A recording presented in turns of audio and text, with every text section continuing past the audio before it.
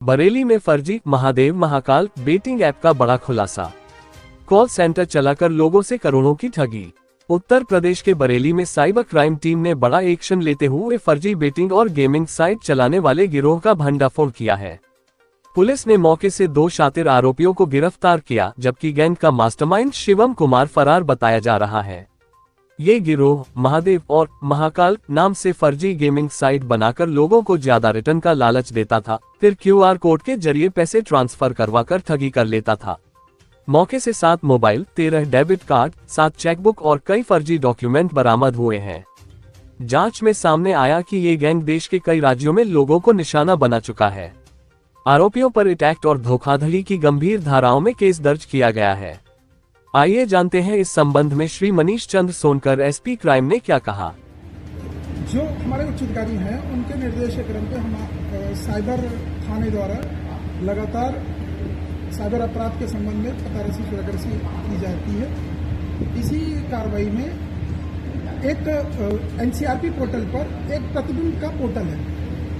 प्रतिबिंब वो ऐप वो डोमेन है जिससे कि अगर अलग अलग अधिकारिता के क्षेत्र वाले थाने और जिलों में जो अपराध हो रहे हैं, साइबर अपराध वहाँ से संचालित हो रहे हैं, तो उनमें जो मोबाइल नंबर और INI यूज़ होती हैं उनका एक हॉटस्पॉट बनता है, जिसके ऊपर फर्दर एनालिसिस करके हमारे द्वारा ये जानकारी प्राप्त की गई कि यहाँ बरेली में एक शिवम नाम का व्यक्ति है जो ऑनलाइन बैटिंग के लिए जो है लोगों को एंटाइज करके उनके साथ साइबर अपराध करता है। इस सूचना को जब डेवलप करा गया तो ये 2 लोग पकड़े गए, जिसमें जो शिवम के जो है साथी हैं ये सूर्या तथा विनीत। इनके द्वारा जो है लोगों को कॉल करके उनको बैटिंग के लिए जो है फंसाकर उनको जो है अलग अलग ID क्रिएट कराई जाती थी उनके द्वारा।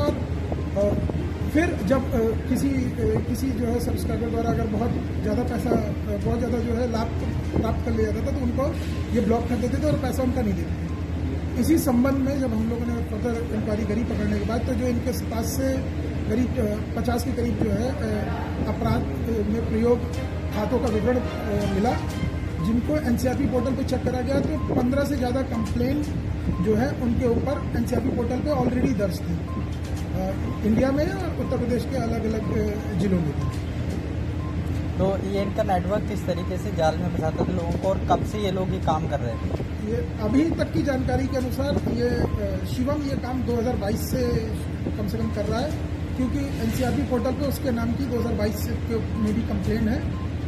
और ये बेसिकली एक पूरे मोबाइल नंबर की लिस्ट जो है वो तैयार करते थे अलग अलग स्रोतों से प्राप्त करके, जिनको ये अपने यहाँ नियुक्त जो है 2-3 लड़कियाँ जिनको ये अपने यहाँ जॉब पे रखते थे कॉल करने के लिए, और वो लोगों को फ़ोन कॉल करके बैटिंग ऐप के ऊपर पैसे लगाने के लिए जो है प्रलोभन देते थे। और अगर जो आदमी उसमें जो है उनके जहाँ से फंस जाता था उसकी ID क्रिएट कराकर उसको अपने थ्रू 2-3 तरीके के जो है इनका ऐप अभी तक सामने आया है, जिसमें महाकाल नाम का एक है, महादेव नाम का और SRS पटेल नाम का। ये तीनों